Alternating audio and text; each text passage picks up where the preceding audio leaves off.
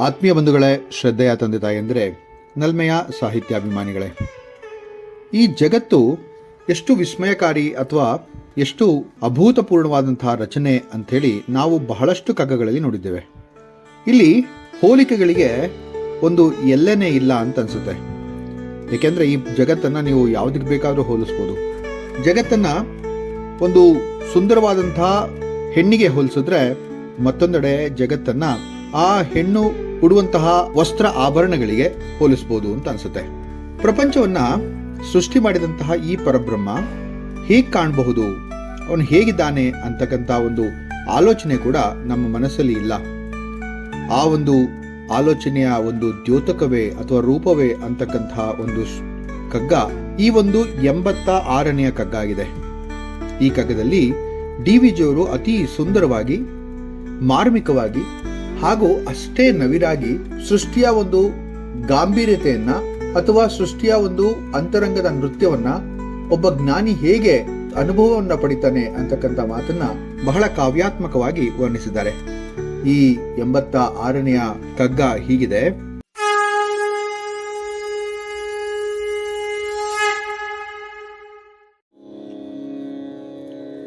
ಗಗನ ತಲೆ ನವಿರಾಗೆ ಪೆರೆತಾರೆ ಹೂವಾಗೆ, ಜಗವೆಲ್ಲ ವಪುವಾಗೆ ಮಾಯೆ ಸತಿಯಾಗೆ, ನಗು ನಗುವ ಬೊಬ್ಬಿಡುವ ಜೀವ ತಾಂಡವ ರಸಿಕ, ಭಗವಂತ ಶಿವರುದ್ರ ಮಂಕುತಿಮ್ಮ ಮಂಕುತಿಮ್ಮ.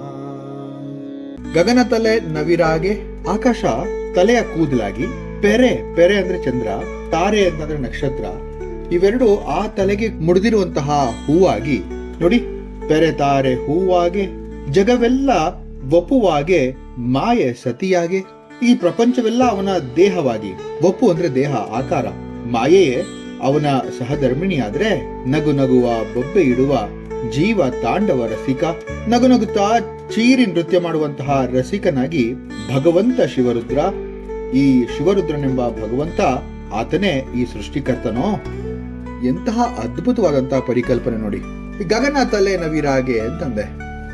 ಆಕಾಶ ತನ್ನ ತಲೆಯ ಮೇಲೆ ತನ್ನ ತಲೆಯ ಕೂದಲನ್ನ ಹೀಗೆ ಒಬ್ಬ ನಾರಿಗೆ ಎಷ್ಟು ಅವಶ್ಯಕವಾದಂತಹ ಒಂದು ಅಂಗ ಅಂತ ನೋಡಿ.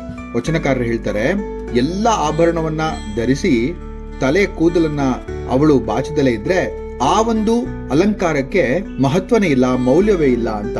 ಅಷ್ಟು ಮಹತ್ವಪೂರ್ಣವಾದದ್ದು ತಲೆಯ ಒಂದು ಬಾಚುವಿಕೆ ಅಥವಾ ಕೂದಲು. ಹಾಗೆ ಗಗನ, ಇಡೀ ಆಕಾಶ ತನ್ನ ತಲೆಯ ಒಂದು ಕೂದಲೇನೋ. ಇಂತಹ ಒಂದು ಸುಂದರವಾದಂತಹ ಕಲ್ಪನೆ ಅಥವಾ ತುಲನಾತ್ಮಕವಾದಂತಹ ರೂಪ ನೋಡಿ ಇದು. ಎಷ್ಟೋ ಜನ ಕವಿಗಳು ಭೂತಾಯಿಯ ಒಂದು ಸೀರೆ ಅಂತ ಹೇಳಿ, ಅಂದ್ರೆ ಆ ಭೂಮಿಯ ಮೇಲೆ ಇರ್ತಕ್ಕಂಥ ಹಸಿರನ್ನ ವರ್ಣಿಸಿ ಹೇಳೋದಿಲ್ವಾ, ಹಾಗೆ ಪೆರೆ ತಾರೆ ಹೂವಾಗೆ, ಆ ಆಕಾಶದಲ್ಲಿರುವಂತಹ ಚಂದ್ರ ಮತ್ತು ನಕ್ಷತ್ರಗಳು ಆ ಕೂದಲಿಗೆ ಮುಡಿದಿರುವಂತಹ ಹೂವು ಅಂತಂದ್ರೆ ಎಂಥ ಒಂದು ಸುಂದರವಾದಂತಹ ಕಲ್ಪನೆ ನೋಡಿ. ಜಗವೆಲ್ಲ ವಪುವಾಗೆ, ಈ ಜಗತ್ತು ಸರ್ವತೋಮುಖವಾದಂತಹ ದೇವರ ರೂಪದಂತೆ ಕಾಣ್ತಾ ಇರೋದೇ ಆದ್ರೆ ಮಾಯೆ ಸತಿಯಾಗೆ. ಈ ಒಂದು ಮಾಯೆಯೇ ಸತಿ ಅಂತಂದ್ರೆ ಸಂಸಾರದ ಒಂದು ಮಾಯೆ ಎಂದಿದ್ದರೂ ಸಹ ಅದು ಸತಿಯಂತಿದೆ, ಶುದ್ಧವಾಗಿದೆ, ನಿತ್ಯವಾದಂತೆ ತೋರುತ್ತೆ ಅನ್ನೋ ತರ ಆದ್ರೆ, ನಗು ನಗುವ ಬೊಬ್ಬೆ ಇಡುವ ಜೀವ ತಾಂಡವ ರಸಿಕ, ನಗುನಗುತ್ತಾ ಕುಗಿಕೊಳ್ಳುವ ಪ್ರಪಂಚದ ಚಲನೆಯ ಜೀವ ತಾಂಡವವಾದ ಅನುಭವವನ್ನ ನೀಡ್ತಾ ಇದ್ರೆ ಆ ಭಗವಂತ ಶಿವರುದ್ರನೇ ಅಲ್ವೇ.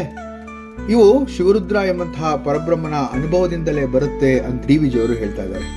ಕವಿ ವಿಶ್ವದ ಪರಮ ವೈಭವವನ್ನ ಆಧ್ಯಾತ್ಮಿಕ ದೃಷ್ಟಿಕೋನದಿಂದ ನೋಡಿ ಅದನ್ನು ಶಿವ ತಾಂಡವ ಅಂದ್ರೆ ಕಾಸ್ಮಿಕ್ ಡ್ಯಾನ್ಸ್ ಅಂತೀವಲ್ಲ, ರೂಪಿಸುವ ಮೂಲಕ ತನ್ನ ಅನುಭೂತಿಯ ಮಹತ್ವವನ್ನ ವ್ಯಕ್ತಪಡಿಸ್ತಾರೆ. ಇಲ್ಲಿ 3 ದಾರ್ಶನಿಕ ಅಭಿಪ್ರಾಯಗಳನ್ನ ನಾವು ನೋಡ್ಬೋದು. ಒಂದು, ವಿಶ್ವದ ಲಾಲಿತ್ಯ, ಮಾಯೆಯ ಸತ್ಯತೆ.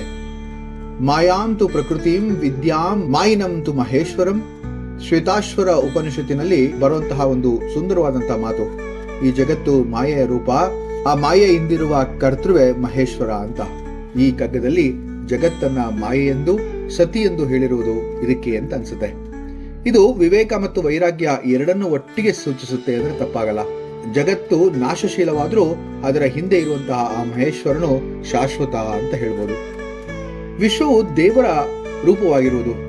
ವಸುದೈವ ಕುಟುಂಬಕಂ ಅಂತ ಹೇಳಿ ಮಹೋಪನಿಷತ್ತಿನ ಒಂದು ಸುಂದರವಾದಂತಹ ಮಾತು. ಎಲ್ಲವೂ ಒಳ್ಳೆಯದರಿಂದ ತುಂಬಿರುತ್ತೆ, ಎಲ್ಲರೂ ಕೂಡ ಒಂದೇ ಕುಟುಂಬಕ್ಕೆ ಸೇರಿದವರು ಅಂತಹ ಅಗಾಧವಾದಂತಹ ಒಂದು ದೃಷ್ಟಿ. ಕವಿಯ ದೃಷ್ಟಿಗಳಲ್ಲಿ ತಾರೆಗಳು ಹೂಗಳಂತೆ ತೋರುತ್ತವೆ, ಜಗತ್ತು ದೇವರ ಶರೀರ ಆಗತ್ತೆ, ಒಬ್ಬು ಅಂತ ಹೇಳಿದ್ವಲ್ಲ. ಈ ರೀತಿಯ ದೃಷ್ಟಿಕೋನ ಸಾಧಾರಣ ಭಕ್ತನಿಗಾಗಲ್ಲ. ಇದು ಒಂದು ಪರಿಪಕ್ವ ಜ್ಞಾನಿಯ ದೃಷ್ಟಿಯೇ ಅಂತ ಹೇಳ್ಬೋದು. ಶಿವತಾಂಡವ ಅನ್ನೋದು ಜೀವತಾಂಡವದ ರೂಪ ಅಂತ ಹೇಳ್ಬೋದು. ನೃತ್ಯಂ ತವ ಶಂಕರೋ ದಿವ್ಯಂ, ರಾವಣ ಬರೆದಿರುವಂತಹ ಶಿವತಾಂಡವ ಸ್ತೋತ್ರದ ಒಂದು ಮಾತಿದು. ಶಿವನು ಮಾಡಿದ ತಾಂಡವ ಕೇವಲ ನೃತ್ಯವಲ್ಲ, ಅದು ಸೃಷ್ಟಿ, ಸ್ಥಿತಿ, ಲಯ ಈ 3 ಕ್ರಿಯೆಗಳ ಸಂಕೇತ ಅಂತ ನಮಗೆಲ್ಲರಿಗೂ ಗೊತ್ತಿದೆ. ಕವಿ ಇಲ್ಲಿ ತನ್ನ ಅಂತರಂಗದಲ್ಲಿ ಎಲ್ಲವನ್ನ ನಗು ಮುಗಿದು ಬೊಬ್ಬೆ ಇಡುತ್ತಾ ಕಾಣ್ತಾನೆ. ಅದು ಜೀವನ ತಾಂಡವ, ಪರಬ್ರಹ್ಮನ ಲೀಲೆಯ ಅನುಭವ ಅಂತ ಹೇಳ್ಬೋದು. ಪರಮಹಂಸರ ಅನುಭವ ಈ ಜಗತ್ತಿನಲ್ಲಿ ಎಲ್ಲೆಲ್ಲೂ ದೇವಿಯನ್ನು ನೋಡಿದ್ರು, ಗಿಡಗಳಲ್ಲಿ, ಕಲ್ಲುಗಳಲ್ಲಿ, ಜನರಲ್ಲಿ. ಈ ಒಂದು ಕಗ್ಗದ ತಾತ್ಪರ್ಯ ಅದೇ ಅಂತ ಅನ್ಸೋದು.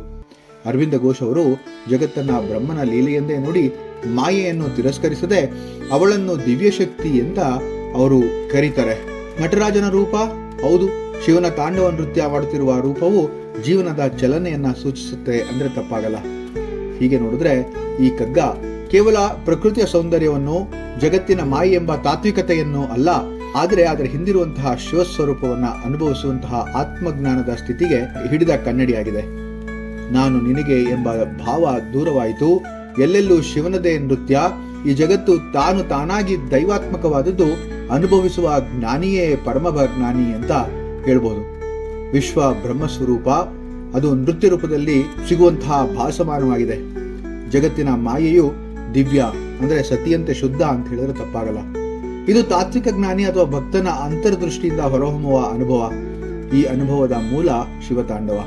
ಇಷ್ಟು ಹೇಳಿದ ಮೇಲೆ ನಮಗೆ ಕಾಣುವಂತಹ ಒಂದು ಸುಂದರವಾದಂತಹ ವಿಚಾರ ಏನಪ್ಪಾ ಈ ಒಂದು ಕಗ್ಗದಲ್ಲಿ ಅಂತಂದ್ರೆ, ಶಿವೋಹಂ ಶಿವೋಹಂ ಅಂತ ಹೇಳಿ ನಿರ್ವಾಣ ಷಟಕಂ ಅಲ್ಲಿ ಆದಿಶಂಕರಾಚಾರ್ಯ ಹೇಳಿದಾರಲ್ಲ, ನಾನು ಶಿವ, ಅವನೇ ನಾನಾಗಿದ್ದೇನೆ ಅನ್ನುವಂತಹ ಅರಿವು. ಈ ಕಗ್ಗ ಕೇವಲ ದರ್ಶನಶಾಸ್ತ್ರವಲ್ಲ, ಇದು ಅನುಭವದ ಕವಿತೆ ಅಂತಂದ್ರೆ ತಪ್ಪಾಗಲ್ಲ. ಇದು ವಿಜ್ಞಾನಿಯ ದೃಷ್ಟಿಗೂ, ಕವಿಯ ಹೃದಯಕ್ಕೂ, ಭಕ್ತನ ಆರಾಧನೆಗೂ ಕೂಡ ಸಮಾನ ಅಂತಂದ್ರೆ ಅತಿಶಯೋಕ್ತಿಯಲ್ಲ. ಯಾರು ಶಿವನ ನೃತ್ಯವನ್ನು ಈ ಪ್ರಪಂಚದ ಮೂಲಕ ನೋಡುವ ಕಣ್ಣು ಪಡೆದುಕೊಳ್ಳುತ್ತಾನೆ, ಅವನು ನಗು ಮುಗಿದ ಗಂಭೀರತೆಯ ಜ್ಞಾನಿಗೆ ಸಮಾನ ಅಂತಂದ್ರೆ ತಪ್ಪಲ್ಲ. ಆತನು ದೇವರ ಮುಂದೆ ನರ್ತಿಸುತ್ತಾನೆ, ಅವನೇ ಜೀವನದ ತಾಂಡವ ರಸಿಕ ಅಂತಂದ್ರೆ ತಪ್ಪಾಗಲ್ಲ. ಈ ಒಂದು ಕಗ್ಗ ಎಷ್ಟು ಸುಂದರವಾಗಿದೆ ಅಂತಂದ್ರೆ, ಗಗನ ತಲೆ ನವಿರಾಗೆ ಪೆರೆತಾರೆ ಹೂವಾಗೆ, ಜಗವೆಲ್ಲ ವಪುವಾಗೆ ಮಾಯೆ ಸತಿಯಾಗೆ, ನಗು ನಗುವ ಬೊಬ್ಬಿಡುವ ಜೀವ ತಾಂಡವ ರಸಿಕ, ಭಗವಂತ ಶಿವರುದ್ರ ಮಂಕುತಿಮ್ಮ, ಭಗವಂತ ಶಿವರುದ್ರ ಮಂಕುತಿಮ್ಮ. ಮುಂದಿನ ಕಗ್ಗದೊಂದಿಗೆ ಮತ್ತೆ ಭೇಟಿ ಆಗ್ತೇನೆ. ನಮಸ್ಕಾರ.